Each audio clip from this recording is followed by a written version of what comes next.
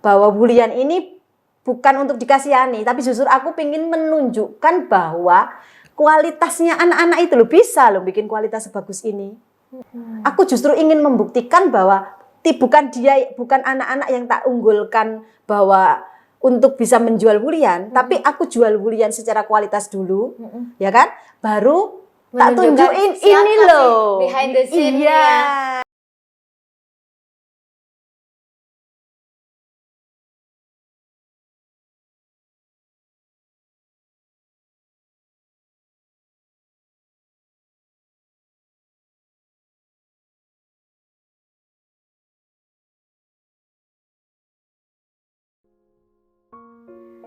Tidak ada penghalang untuk meraih cita-cita.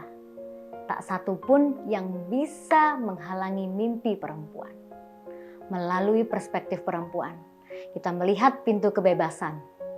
Pintu menjemput asa dan cita. Melalui perspektif perempuan, perempuan akan menemukan jati dirinya. Hari ini kita akan bicara panjang seputar tentang perempuan dan disabilitas.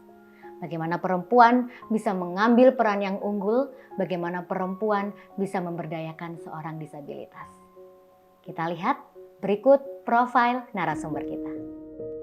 Di balik gaun yang indah, terciptalah dari goresan tangan yang luar biasa, dari perempuan yang penuh inspirasi. Di balik desain yang cantik, ada kolaborasi yang membanggakan.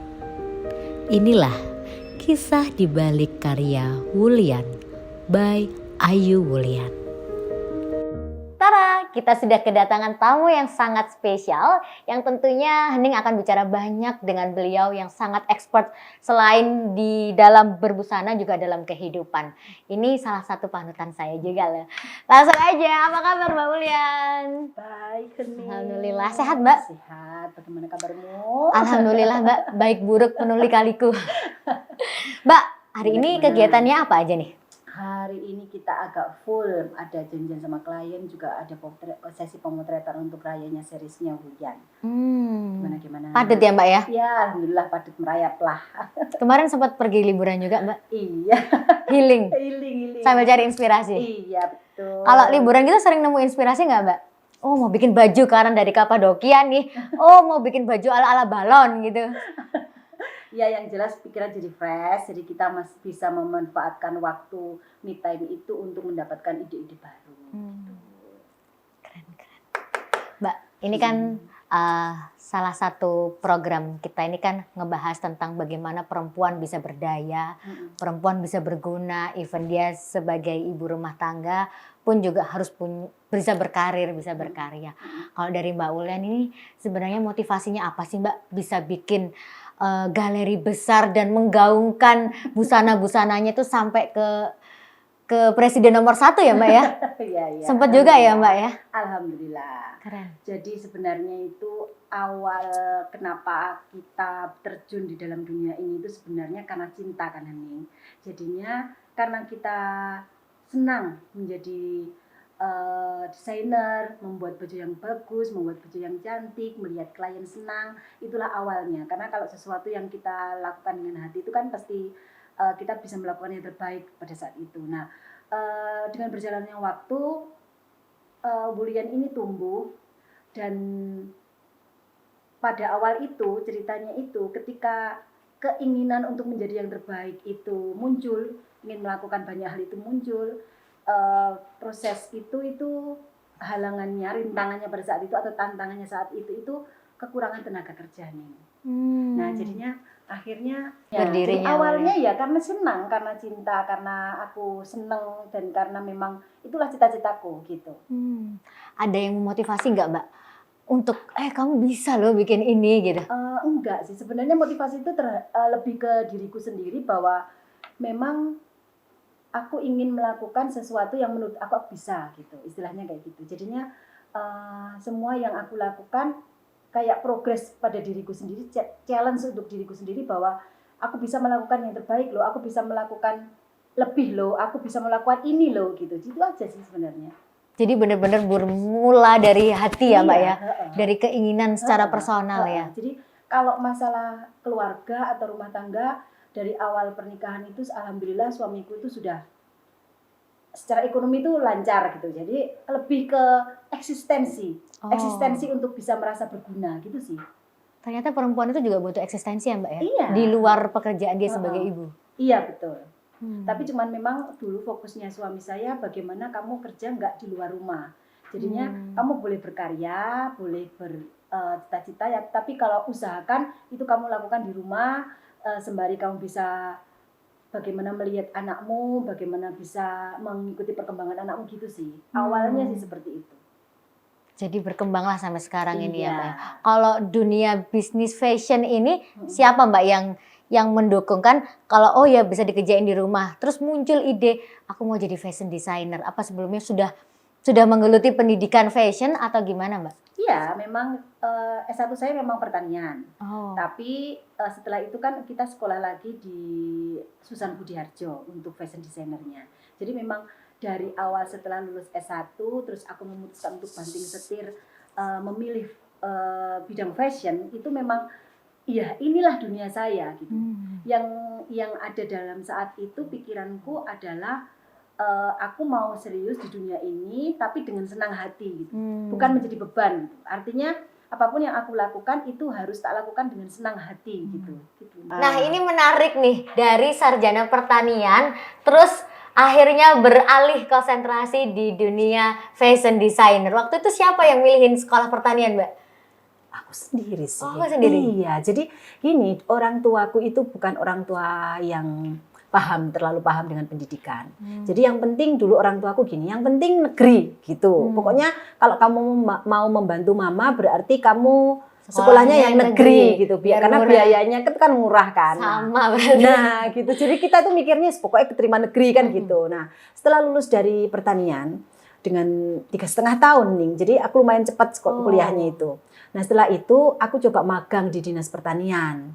Tapi ternyata ritme kerja yang rutinitas seperti itu tidak terlalu cocok untuk aku. Kemudian aku mikir antara mau kuliah S2 atau mau banting setir ke fashion. Karena memang dari kecil itu sebenarnya aku sudah ada kecenderungan bakat ke fashion gitu. Terus akhirnya timbang akhirnya aku merasa memang kayaknya hatiku itu lebih ke fashion. Akhirnya kita banting setir, sekolah di Susan Budiharjo itu, kemudianlah ketemulah bahwa inilah duniaku gitu.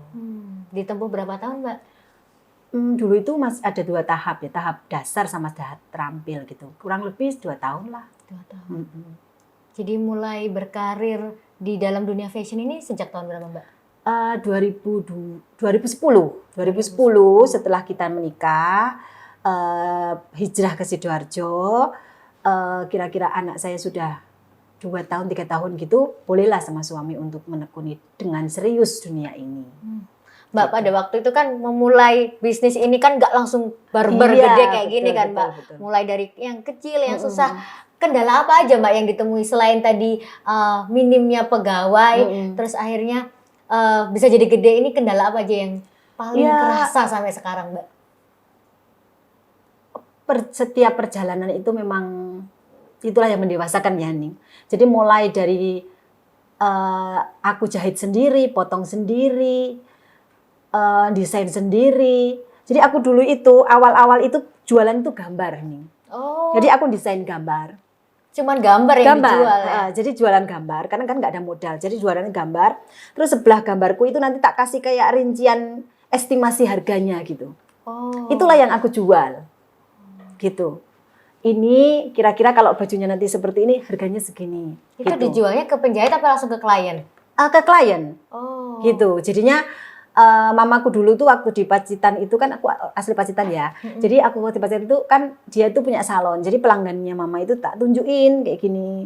Ini kalau menjahit kayak gini Bu, ini gini. Nah kayak gitu. Jadinya awal-awal seperti itu. Kepercayaan diriku mulai tumbuh ketika ada orang yang pingin dengan desain itu kan. Akhirnya ke Surabaya waktu masih di Pacitan itu. Surabaya belanja kayak gitu. Terus ketika aku sudah di Sidoarjo juga sama. Kliennya ya masih klien Pacitan awalnya itu. Klien Pacitan, tapi lebih lama-lama juga mulai klien Sidoarjo, tetangga, kayak gitu. Tapi memang dari awal aku membuat gaun memang basicnya itu memang gaun pesta. Tidak ada yang kayak mulai dari ready to wear atau apa, tidak gitu. Jadi memang fokusnya itu lebih ke gaun pesta. Gitu, kebaya, dress kayak gitu. Dari situ akhirnya muncul keyakinan bahwa aku bisa survive nih di dunia ini. Iya, gitu ya. aku merasa aku percaya diri dan aku bisa survive di dunia ini dengan kualitas yang aku miliki kan gitu ya. Kalau awal-awal pasti kendalanya itu, kalau aku modal tidak kita sebut kendala, karena itu kalau modal itu kan pinter-pinternya kita mengolah saja kan. Tapi lebih ke bagaimana menciptakan lingkungan kerja untuk tenaga kerja yang enak gitu loh, untuk bisa bersama-sama berkolaborasi. Istilahnya kalau tim itu kan kolaborasi kan, Ning. Jadinya mencari tim yang membuat tim yang solid gitu. Itu awal-awal yang agak kesulitan di situ. Kemudian ketemulah kita dengan Dinas Sosial Panti Rehabilitasi Cacat Tubuh. Bertemulah di situ. Di mana saat itu yang saya butuhkan itu adalah anak-anak yang harus pinter memenuhi standar saya karena saya ingin cepat maju. Istilahnya kan kayak gitu ya. Tapi ternyata bertemulah dengan anak-anak yang berketerbatasan gitu keterbatasan. Itulah awal cinta saya pada anak-anak itu. Jadi Allah seperti menampar saya bahwa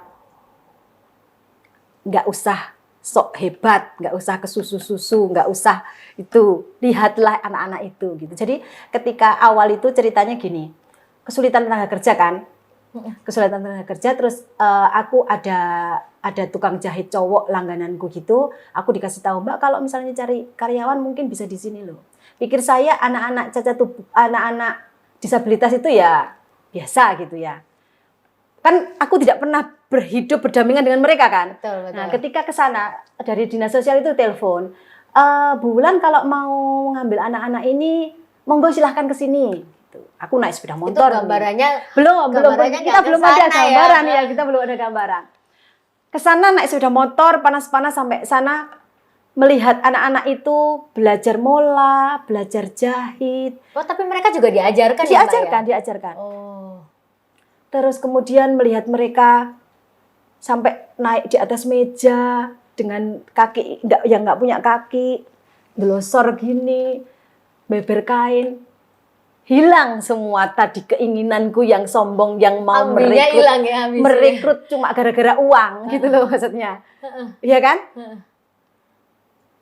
Pulang dengan ya sudah nggak ada pikiran itu lagi, sudah oh ya mampu aku ya kalau menghadapi anak-anak kayak gitu, apa ya bisa mereka, apa ya bisa dengan standarku istilahnya gitu. Terus kemudian aku ingat lagi jadi sedih. Kemudian berapa hari kemudian atau 1 bulan kemudian dari pihak dinas sosial ingin survei tempat kita. Terus akhirnya ya sudah saya tunjukin ya inilah lokasinya tempat kerjanya. Oh ya Bu, yang penting nggak ada anjing.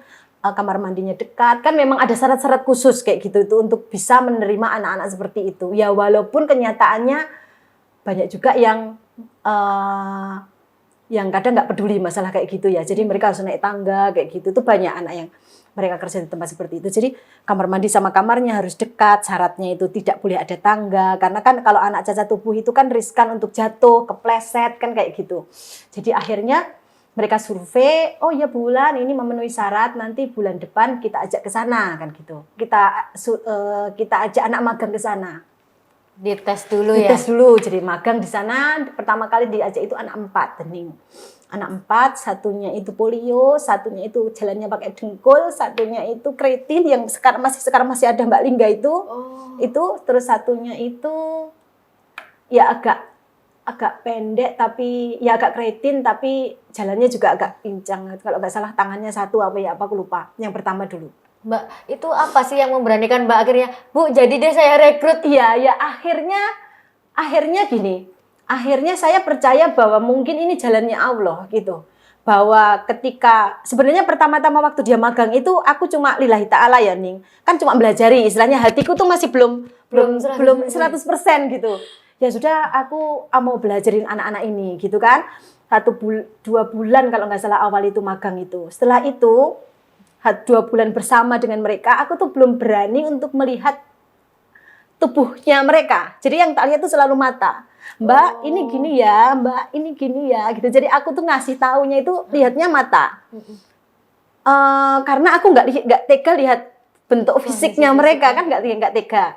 Terus kemudian setelah 2 bulan berlalu, mereka pamitan, balik lagi ke panti kan ya. Terus saat itu aku baru terbersit dalam hatiku bahwa kalau anak-anak ini yang semangat seperti ini itu tidak ada yang ngasih mereka kesempatan untuk bekerja, ya kan? Atau berarti, terus siapa? Mereka itu akan jadi apa nantinya dengan kondisinya seperti itu? Kan tidak ada manusia yang pengen hidupnya seperti itu. Tidak ada mereka yang mau terlahir seperti itu kan. Nah akhirnya, ya Mbak nanti kalau sudah lulusan, kalau mau kerja ke sini aja gitu. Akhirnya alhamdulillah setelah lulusan ke situ beneran. Dan dengan tiba-tiba datang anak 4, dengan anak 4 yang harus aku gaji, dengan kondisi yang kalau orang hitung-hitungan bisnis itu kan tidak untung. Iya. Karena apalagi pemula ya waktu itu iya, ya. harus belajari, harus makan di tempat tidur, semua peralatan itu kan dari saya semuanya. Jadi kalau hitungan manusia, pasti itu Hulian itu nggak akan untung. Gitu. Ya kan? Tapi ternyata alhamdulillah ketika anak itu mulai bekerja, Hulian itu semakin naik. Tentu mereka juga terus aku ajari standarnya Hulian itu ini, standarnya Hulian itu seperti ini. Terus akhirnya aku bisa membuat sistem bahwa oke, memang Hulian kan anak-anak sama Allah dikasih kepercayaan untuk menampung anak-anak seperti ini ya. Berarti aku harus dapat juga anak-anak yang normal yang bisa mengcover kekurangan mereka. Jadi istilahnya kita cari kelebihannya lah. Iya, jadi gitu. saling melengkapi. Iya gitu. Jadi tidak ada yang di Hulian tuh nggak ada yang sempurna. Semua saling menyempurnakan. Kata-katanya seperti itu. Tidak ada yang sempurna, tapi saling menyempurnakan. Iya betul. Yang nggak punya kaki dibantu orang yang punya kaki, tim yang punya kaki. Yang nggak punya tangan dibantu tim yang punya tangan. Jadi akhirnya Hulian itu bisa sempurna. Kayak gitu. Tidak ada yang bisa berdiri sendiri di Hulian. Tidak ada yang bisa sombong-sombongan di Hulian. Gitu. Akhirnya seperti itu. Kebentuklah tim solid Hulian ini awal. Berapa orang itu Mbak? Pertama kali? Cuma aku dengan anak 4 yang disabilitas itu sama anak 1 yang normal. Secara fisik? Secara fisik. Jadi itu membentuk tim yang solid. Perlahan demi perlahan, setiap tahun ada anak disabilitas yang masuk lagi, anak normal masuk lagi. Jadi memang tidak semuanya disabilitas pasti. Karena kan mereka misalnya ngambil sesuatu yang tinggi juga sulit kan gitu. Jadi harus ada itu tadi. Tim yang saling menyempurnakan itu tadi. Dan akhirnya bertahan sampai sekarang, Hening. Mbak, berarti bisa dibilang mereka ini pembawa rezeki ya buat Hulian ya? Iya, betul. Jadi kalau dihitung-hitungan, kalau kita ngomong masalah manajemen apalah gitu, sudah nggak bisa dihitung. Tapi untung gitu loh, berkembang. Itu kan istilahnya bahwa inilah mungkin yang disebut berkah mungkin ya Hening ya. Jadi kalau kita akhirnya aku berpikir bahwa Hulian ini tidak bisa dihitung secara matematika. Ya sudah, pasti untung.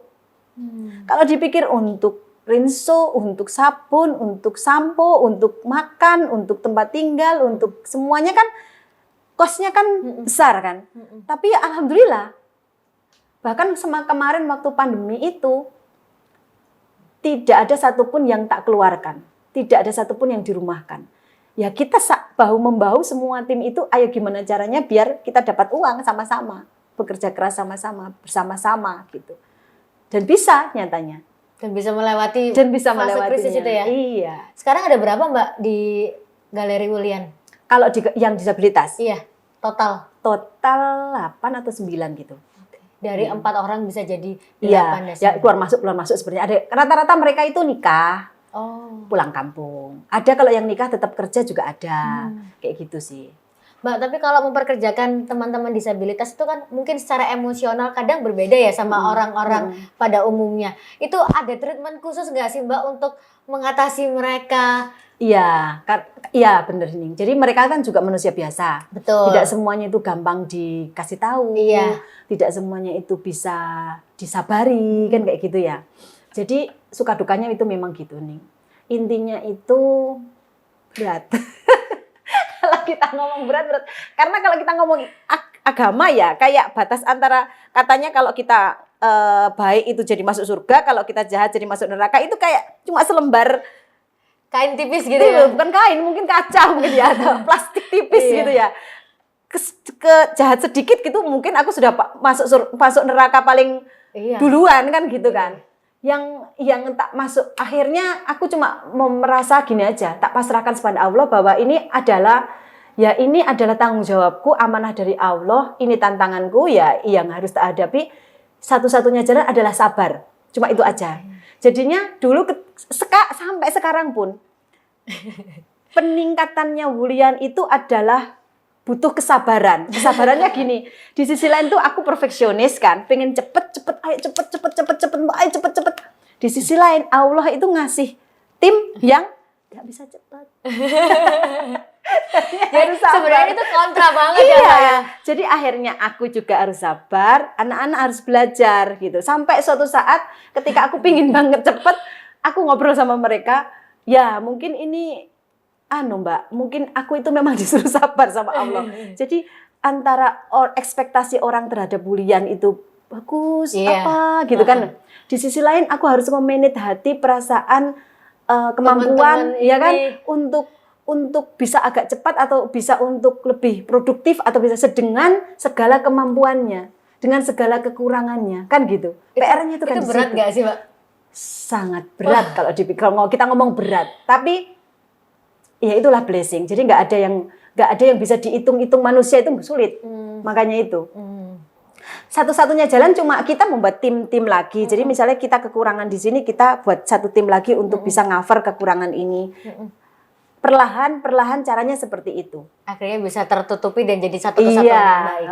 Mbak, saya penasaran nih sama hasil dari apa itu namanya prosesnya teman-teman disabilitas, karyanya kayak apa sih, Mbak? Mungkin bisa ditunjukkan, Mbak. Kalau karya, Mereka itu biasanya ditugaskan ngapain aja, Mbak, teman-teman disabilitas? Jadi prosesnya. proses anak-anak disabilitas itu, kalau pola itu memang dari awal aku Iya. yang pegang-pegang pola, potong pola itu aku. Sekarang sudah ada tim juga, sudah ada anak juga yang bagian pola sama cutting, itu memang ada tim khusus. Kemudian kalau jahit itu mereka, Full jahit jahit mereka. Kemudian ada tim finishing itu mereka. Terus yang istimewa sekarang itu yang bagian desain permata nih, detailing. Oh. Itu Mbak Lingga itu yang sudah ikut aku ya selama perjalanan ini yang kecil itu. Jadi itu sekarang istilahnya dia jadi mata dan hatiku. Karena aku pengennya apa, Dia desain sudah tahu. ini, iya, komposisi warna, permatanya seperti apa gitu, itu dia yang tahu gitu. Jadi kalau untuk semua desainnya Wulian itu ya mereka gitu sebenarnya. Kita penasaran nih, seperti apa sih payet, kemudian pasang-pasang kombinasi dari teman-teman disabilitas. Kayaknya kalau kita ngelihat di akun sosial medianya Wulian itu hampir semua ya, Mbak ya, dipayet sama mereka, terus dijahit sama mereka. Betul. Jadi kalau karyanya Wulian itu ya memang hasil karya mereka, istilahnya aku hanya otaknya saja gitu, tapi mereka kan kaki dan tangannya gitu. Eksekutornya mereka. Iya, betul. Oke. Kita intip nih, salah satu karya yang dimiliki oleh teman-teman disabilitas yang ternyata mereka luar biasa juga loh. Mereka bisa menciptakan sesuatu yang mungkin orang pada umumnya seperti saya nggak punya keahlian itu, ya nggak bisa bikin secantik itu gaunnya. Iya. Foto-fotonya aja ya Mbak. Kalau ngelihat perjalanannya Mbak Wulan ini saya benar-benar ya Allah, emang keajaiban Allah itu ada ya Mbak ya. Dan Allah itu benar-benar karena Mbak Wulan sayang sama teman-teman disabilitas, menyayangi mereka, makanya Allah juga selalu menyayangi Wulian beserta timnya. Amin. Ya intinya itu gini, kalau yang penting ini salah satunya juga. Oh, bisa ditunjukin Mbak di kamera di situ. Nah, Ini kemarin dipakai Sevik ini. Oh, Waktu dipakai ini salah Sevik. satu influencer Ya, yang pakai. Nah, Ini semua yang jahit dari mereka ya Mbak ya. Mereka yang jahit dengan mereka. Yang mulai dari jahit, finishing, menghiasnya itu dari mereka semuanya. Jadi kalau kita ngomong desain itu memang seluruh desainnya Wulian itu dari mereka. Ini juga Sevik. Oh, termasuk ngepayet hijabnya Mbak. Iya. Jadi detailing kayak Swarovski gitu mereka yang payet. Tuh. Ini karyanya dari teman-teman disabilitas. Pernah nggak sih Mbak keliru gitu? Atau mungkin nggak sesuai sama ekspektasi Mbak Ulan? Iya pasti ada kayak gitu. Pasti, tapi kan setiap proses kayak gitu itu kita perbaiki lagi, detailing lagi kayak gitu. Memang pasti ada karena kan otaknya kan beda. Maksudnya apa yang aku inginkan dengan yang di itu kan pasti ada kayak gitu. Kayak kadang-kadang kayak gitu yang lebih itu kayak komposisi warna. Komposisi warnanya misalnya ini kurang soft atau ini terlalu puyeh atau apa kayak gitu aja, cuma seperti itu aja. Tapi untuk anak-anak yang sudah bekerja sama dengan Wulian itu pasti sudah tahu standarnya Wulian. Aku dulu bilang gini nih, biasanya anak-anak disabilitas itu kan cuma disuruh membuat hal yang simple. Taplak meja, penutup apalah kayak gitu. Nah, ini yang sifatnya gampang-gampang gitu sifatnya ya. gampang-gampang. Lah ini kalian ini dengan disabilitas tapi kalian membuat sebuah karya yang punya nilai tinggi gitu. Betul. Jadi tesnya juga harus belajar terus-menerus gitu. Mbak ngapunten ya, kalau misalnya orang beli produknya disabilitas kan karena kasihan Iya, ya Mbak betul. ya. Tapi di sini karena memang mereka suka sama produknya. Karena bagusnya. Karena kualitasnya. Kualitasnya. Itu yang aku bilang sama anak-anak. Jadi kita, dan aku juga bilang sama diriku sendiri, bahwa Wulian ini bukan untuk dikasihani, tapi justru aku ingin menunjukkan bahwa kualitasnya anak-anak itu loh, bisa loh bikin kualitas sebagus ini. Jadi nilainya ya nggak biasa gitu maksudnya. Gitu. Itu nilai tambahnya gitu. Aku justru ingin membuktikan bahwa bukan anak-anak yang tak unggulkan bahwa untuk bisa menjual Wulian, tapi aku jual Wulian secara kualitas dulu, ya kan? Baru tak tunjukin ini loh. Behind the scene. Iya, ini tuh dikerjakan anak-anak ini loh. Jadi bukan kita menjual orangnya, tapi menjual karyanya. Betul. Kemudian kita lihatkan sosok-sosok orang yang Bahwa bekerja mereka di itu balik mampu, bahwa mereka itu mampu kalau kita memberikan peluang, memberikan kesempatan dan memberikan kepercayaan pada mereka. Oke, keren. Memberikan kesempatan dan kepercayaan kepada teman-teman disabilitas. Mbak, kayaknya Mbak Ulan juga pernah bikinin pejabat publik juga pernah ya Mbak ya? Ya. Itu siapa aja sih Mbak yang pernah dibuatin? Banyak sih. Pak Jokowi dulu pernah. Boleh diintipin nggak Mbak karyanya Mbak Ulan untuk Pak Jokowi? Jadi RI1 nih sudah pernah pakai desain dari Mbak Wulian. Waktu itu acara apa Mbak? Itu Keraton Nusantara, Festival Keraton Nusantara di Sumeneb. Jadi kebetulan yang order itu dari Kabupaten Sumenebnya, dia membuatkan mulai dari RI1, Gubernur, terus Forpimdanya Sumeneb kayak gitu. Ya, karena itu file lama. Berapa lama Mbak proses bikin baju itu? Proses bajunya itu 2 bulan rasanya. 2 bulan. Nggak sampai kayaknya, persiapan mulai dari pembelian bahan sampai selesai itu kayaknya nggak sampai 2 bulan kok. Jadi begitu ya teman-teman perspektif perempuan. Kalau kita selalu berusaha, kalau kita yakin sama keputusan yang kita ambil, insya Allah selalu ada jalan. Seperti yang Mbak Wulian lakukan ini bersama teman-teman disabilitas, ternyata tidak hanya karya yang bisa bersaing, tetapi menggugah kemampuan-kemampuan teman-teman yang notabene yang memiliki keterbatasan bisa bersaing seperti orang-orang pada umumnya. Dan keren banget loh kalau kita lihat galerinya itu banyak sekali baju-baju pesta, dan tidak hanya baju-baju pesta sekarang, tapi ternyata para pejabat publik juga sudah mulai menggunakan desain dari Mbak Wulian. Bentar ya Neng, sinyalnya kurang itu. Ini yang ketemu awal ini Ibu Wakil Bupati Lamongan. Jadi Ibu Wakil Bupati Lamongan juga menggunakan desain dari Mbak Wulian. Mampir ke galeri. Kemarin istrinya ini Bupati Sidoarjo juga pernah pakai busana dari Mbak ya? Iya, betul. Itu desain khusus atau sewa Mbak? Desain khusus. Desain khusus. Banyak sih, tapi cuman ini loading Mas Yan. Oke. Mbak, kalau kita lihat perjuangan kayak gitu, apa sih Mbak goals yang pengen Mbak capai? Endingnya tuh, muaranya tuh pengen kemana sih? Dari semua perjalanan yang sudah pernah dilakukan, dengan kan artinya Mbak Wulan ini berani mengambil resiko kan, dengan memperkerjakan teman-teman disabilitas, berani beresiko, berani tidak untung pada bisnisnya. Itu sebenarnya goals terbesar dalam hidup Mbak Wulan ini apa? Goal terbesar. Apa ya? Sebagai manusia, sebagai perempuan, sebenarnya goals-nya itu adalah mempunyai tempat di hati banyak orang, berguna bagi banyak orang, terutama untuk keluarga sih, Ning. Kalau goals besarnya itu, kalau sekarang sudah cukup menurut saya. Jadi yang penting bagaimana sisa hidup saya ini bisa tetap berguna untuk banyak orang, menjadi istri yang baik, menjadi ibu yang baik, sampai nanti maut menjemput. Itu aja sih. Nggak ada goals-goals apa gitu, akan hebat jadi apa gitu kalau menurut saya.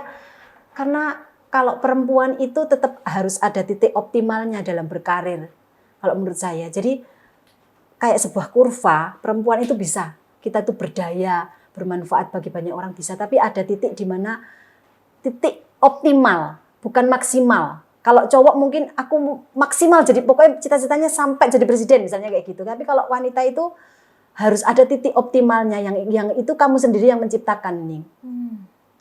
Jadi titik optimal itu di mana kamu bisa menguasai peranmu itu di semua lini secara seimbang. Jadi sebagai istri kamu menjadi istri yang baik, sebagai ibu kamu tidak ketinggalan masa tumbuh kembang anakmu dan bisa memberikan anakmu itu sesuatu yang berharga untuk hidupnya, untuk masa depannya dia. Dan sebagai wanita, manusia, kamu bisa bermanfaat bagi orang di sekitarmu, lebih banyak orang lebih baik. Itu aja. Pernah nggak ngebayangin Mbak Ulan bahwa bisnisnya akan sebesar ini dan sesukses ini? Di Enggak. awal bakal merintis. Enggak. Jadi, ya itu saja. Kita jalan, lakukan yang terbaik, jalan, lakukan yang terbaik. Ada masalah, kita cari jalan keluarnya. Apa tiba-tiba kita nggak tahu kalau kita sudah sampai step mana. Sebegitu banyaknya orang yang percaya sama kita. Kita baru akan tahu setelah semua itu terjadi gitu. Dan ya gitu nggak aja sadar sih. ya kalau kita sudah jalan sejauh ini. Iya, betul gitu. Tapi yang paling tak fokuskan ya itu saja. Bahwa memang wanita itu harus ada titik optimal yang dia sendiri yang bisa menciptakan. Dan ini sudah sampai, Mbak Ulan? Sudah sampai kalau menurut saya. Saya tidak mau terlalu tinggi lagi melangkah tapi mengorbankan keluarga. Karena kan banyak gitu. Iya. Perempuan itu kan kadang gitu. Kalau kita itu masih mau mengunggulkan ego kita sebagai perempuan, aku pokoknya mau tinggi kayak gitu ya, Mak. Kayak itu tuh kan keinginan duniawi. Tapi kalau menurut saya harus ada titik itu di mana kamu bisa mencangkup, melindungi semua yang kamu punya sekarang itu gitu. Nah, itu kamu sendiri yang tahu. Kita sendiri yang tahu. Kita sendiri yang tahu batasannya. Kalau nurutin ego, ya pasti nggak akan selesai. Cita-cita itu pasti tinggi, nggak akan ada kalau kita habisnya. udah melewati step ini, kita pengen step berikutnya. Iya. Step berikutnya dan terus Betul. nggak berhenti di situ. Iya. Entah menarik atau enggak hidup saya, tapi menurut saya memang wanita itu harus seperti itu gitu. Iya. Aku pun masih belajar, masih kadang juga kalah, anak les nggak ditemanin atau anak nggak pernah jemput anak kan gitu. Tetap harus ada yang dikorban, tapi harus ada titik optimal itu yang paling tidak bisa mencangkup semuanya dan melindungi semuanya gitu. Karena pada dasarnya wanita itu kan pelindung. Oke. Pada dasarnya wanita itu pelindung, melindungi keluarga, melindungi apa yang sudah dia punya. iya, harta kita. Harta kita. Kan kayak gitu kan kalau orang Islam itu kan perempuan itu kan yang menjaganya kan. Iya, Nah, betul. kayak gitu. Mbak, pesan apa sih yang pengen disampaikan ke teman-teman disabilitas yang sekarang lagi bekerja sama Mbak Ulan maupun teman-teman disabilitas yang sekarang lagi berjuang, lagi struggle di luar sana berusaha untuk meraih mimpi-mimpinya yang biasanya kehilangan semangat, kehilangan motivasi. Ini pesannya dari Mbak Ulan seperti apa? Kita itu sesempurnanya tubuh kita pun, kita itu tidak sempurna. Ya kan? Jadi tidak ada yang sempurna di dunia ini. Jadi kalian itu tidak boleh pantang menyerah terhadap ketidaksempurnaan kalian. Karena setiap ketidaksempurnaan kita atau kelemahan kita itu pasti ada kelebihan kita. Jadi lakukan yang terbaik yang kalian bisa pastinya di setiap tahapnya. Kalian harus terus berjuang, jangan ada kata menyerah, jangan ada merasa kekurangan itu menghambatmu, jangan merasa bahwa keterbatasan ini menutupi cita-citamu. Kalau kamu mau berusaha, tidak berkecil hati, dan jangan mengatakan tidak bisa, tapi mungkin belum bisa, atau aku mau berusaha, pasti nanti kamu tercapai apa yang kamu katakan, apa yang kamu cita-citakan. Siapapun, keterbatasan apapun, pasti kalian bisa. Untuk anak-anak yang sekarang juga bekerja di hunian, saya ucapkan sangat banyak terima kasih pada kalian, karena kalian juga yang membuat hunian menjadi seperti ini. Doa-doa kalian, mungkin itu yang menjadi doa-doa mereka itu yang membuat setiap kesusahan itu menjadi berkah ya, Mbak. Jadi berkah, maksudnya ada jalan keluarnya gitu. Jadinya tanpa kalian aku juga nggak bisa apa-apa. Tanpa kalian nggak mungkin jadi seperti ini. Kita akan selalu bersama apapun yang terjadi. Jadi aku tuh punya tekad dening bahwa siapapun di luar sana yang punya disabilitas, mau kerja, mau belajar, mau berusaha, mau pinter, lulusan apapun itu, dari manapun itu, kalau mau kemuliaan silahkan. Saya dengan tangan terbuka menerima kalian, apapun kekurangan kalian. Kita masih bisa belajar, kita pasti bisa. Makasih Coach. Luar biasa banget, ini motivasi yang paling penting untuk teman-teman disabilitas. Tadi Mbak Wulan menyampaikan bahwa tidak ada yang tidak mungkin, keterbatasan apapun yang kalian punya, kemampuan apapun yang kalian bisa, silakan perjuangkan itu semaksimal mungkin, melakukan yang terbaik ya. Iya, Mbak. betul. Kan setiap hari kan kita bertemu dengan mereka, bekerja sama dengan mereka, dengan segala keterbatasannya.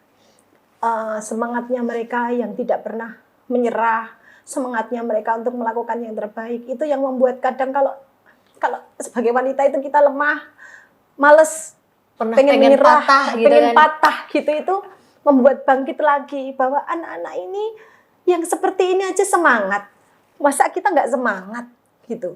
Jadi ketika kita merasa bosen, menyerah, pengen itu, mereka itu jadi semangatku bahwa tidak pernah boleh ada yang menyerah, bahwa banyak orang yang membutuhkan kita, banyak orang yang membutuhkan semangat kita, banyak orang yang masih harus mau berjuang dan pengen berjuang bersama-sama kita, kan kayak gitu. Jadinya itu yang membuat aku tetap bertahan sampai sekarang, seperti itu.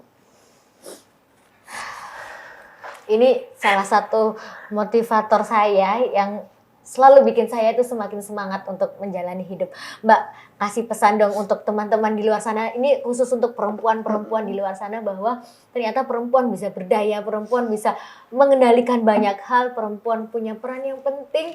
Apalagi teman-teman milenial sekarang ini kan banyak patahnya ya Mbak ya, dikit-dikit gagal sedikit udah nggak bisa ngapa-ngapain, udah males, udah drop secara mental. Ini motivasi dari Mbak Wulan agar mereka tetap strong seperti Mbak Wulan, bisa survive, bisa menghadapi kehidupan yang penuh lika-liku ini.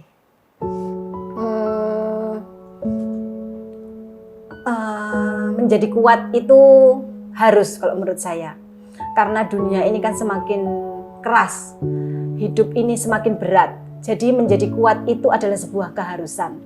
Jadi buat kalian generasi muda, terutama wanita di luar sana, kita itu pelindung keluarga, kita penjaga keluarga.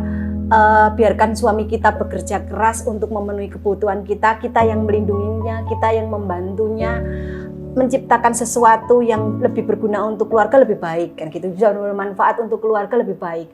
Kalau kita bisa berkreasi untuk orang lain lebih baik, apalagi membantu perekonomian keluarga. Karena kalau zaman sekarang kalau cuma kita, istilahnya orang Jawa ngejip nih, suami tok juga kurang, kan gitu. Jadi kita harus sama-sama bekerja keras, berusaha untuk masa depan anak-anak. Apalagi bisa mempunyai cita-cita membantu sesama, berkarya, memberdayakan orang banyak, itu lebih bagus. Tapi yang paling penting adalah itu tadi. Sebagai wanita kita boleh punya cita-cita sangat tinggi. Boleh. Tapi itu tadi, ingat bahwa memang wanita itu punya batas optimal untuk dia bisa berkarya. Jadi fokus utamanya wanita tetap harus menjaga keluarga, melindungi keluarga, suami, anak-anaknya, keluarga besarnya, seperti itu fokus utamanya. Jadi setinggi apapun sekeren apapun kamu di luar sana, sehebat apapun, setinggi apapun jabatanmu, tapi kamu harus tetap fokus pada fungsi utamamu menjadi seorang wanita yang melindungi keluarga. Seperti itu. Terima kasih banyak Mbak Ulan sudah meluangkan waktunya, udah curhat di sini, udah ngasih motivasi. Gak apa-apa Mbak, ini bikin kita semakin yakin, oh iya ya, ada yang kayak gitu loh, kenapa kita nggak bersyukur gitu loh, kenapa kita masih suka ngeluh gitu. Betul. Oke, terima kasih banyak teman-teman Perspektif Perempuan. Tentu ini menjadi salah satu pelajaran berharga buat saya, tentunya buat kita semua, agar ke depan perempuan itu semakin punya kepercayaan diri, semakin punya keyakinan bahwa kita bisa, kita mampu asal kita mau dan kita pantang menyerah. Sampai ketemu di episode berikutnya, sampai jumpa.